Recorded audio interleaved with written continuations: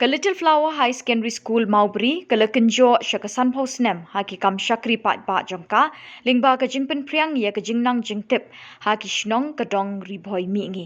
Ya ka ni ka Kmen Jubili Ksiar, la ni ka Golden Jubilee, in play ha kan Tarik Naiwieng ha ka por shipau baje mynstep, la pynbna de ki bor ba pyniaid ya ka ni ka Skul.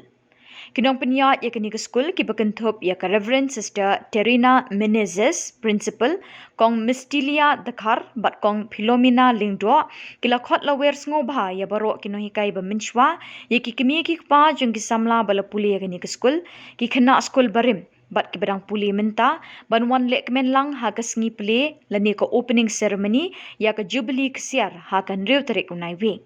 Ka Little Flower High Secondary School ka priang sngoba da ka jingkmen ya phi baro la ong kinong pyniaid. Kuble ya pi baro, hakane ka step ka bapernai, kam tham ya pi ki past peoples, past teachers, well wishers, kinong karshan jo khane ka school baye chungi.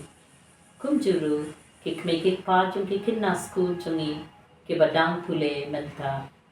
Ngade, Sister Tarik Naiwieng, Principal Jongkane ka School, Little Flower High Secondary School, Mawbri, haka karting jong ka Management Committee, kinong hikay, bat kikinna School baro, nga kamen, ban course nga ba yapi iwe pa iwe, siya ka opening ceremony, jong ka Jubilee Ksiar, jong ka School jungi.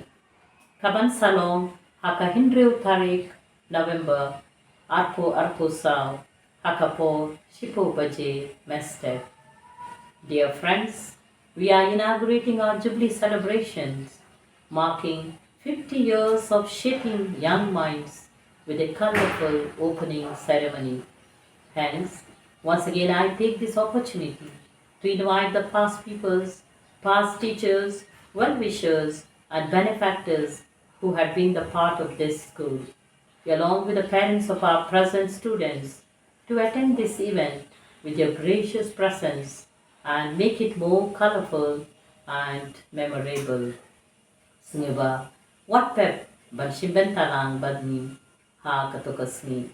Kublishibu, ublebun kerkuyapi badyangiru kumchu.